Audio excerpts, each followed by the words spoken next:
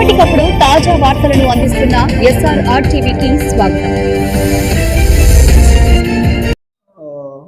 2025 complete అవుతున్న సందర్భంగా అదేవిధంగా రాబో సంవత్సరం 2026 జనవరి 1 పురస్కరించుకొని ఎవరైనా కూడా బహిరంగ ప్రదేశాల్లో కేకులు కట్ చేయడం, తర్వాత కేక్ కట్ చేసిన కేకులను రంగులు పూసుకొని ప్రజలకు ఇబ్బంది తీసుకోబడతాయి.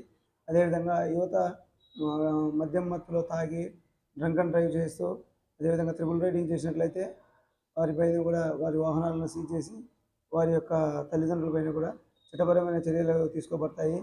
అదేవిధంగా ప్రజా ప్రయోజనాల దృష్ట్యా మంత్రాలయం మండలంలో ఏవైతే నిర్ణీత సమయం కంటే ఎక్కువ రాత్రి వేళల్లో షాపులు కానీ లేకుంటే ఏదైనా వగైరా హోటల్స్ కానీ పెట్టినట్లయితే అవి కూడా నిషేధించబడినాయి కాబట్టి అవి కూడా నిర్ణీత సమయంలోనే చేసుకోవాలి. మంత్రాలయం మఠం రాఘవేంద్ర స్వామికి వచ్చేటువంటి ప్రజలకు ఎవరైనా భంగం కలిగించినట్లు ప్రవర్తిస్తే వారిపైన కఠినమైన చర్యలు తీసుకోబడతాయి. కాబట్టి మంత్రాలయం మండల ప్రజలందరికీ కూడా మరొకసారి తెలియజేస్తున్నాను, ఎవరు కూడా డ్రంక్ అండ్ డ్రైవ్ చేసి వాహనాలు నడపద్దు. అదేవిధంగా ట్రిపుల్ డ్రైవింగ్ చేస్తూ చేయొద్దు. మైనర్ పిల్లలకు కూడా సూచించడమైంది.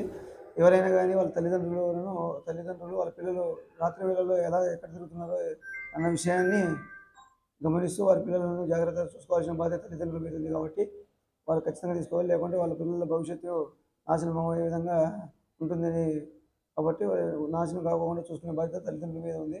కాబట్టి ఇట్లాంటి వాటిని ఎవరైనా కానీ ప్రవర్తిస్తే మంత్రాలయం పోలీసులు కఠినమైన చర్యలు తీసుకోబడతాయి. ఇట్లు సిఐ రామాంజనేయులు. 31 అర్ధరాత్రి సమయంలో డీజేలు పెట్టుకొని ఎక్కువ సౌండ్లో అశ్లీల నృత్యాలు చేయడము, డ్యాన్సులు వేయడము, ప్రజలకు ఇబ్బంది కలిగించే విధంగా నేషనల్ హైవేలను, స్టేట్ హైవేలను, జిల్లా రోడ్లను కానీ ఎవరైనా కానీ నిర్బంధించినట్లయితే వారి మీద చర్యలు చేపడతాయి.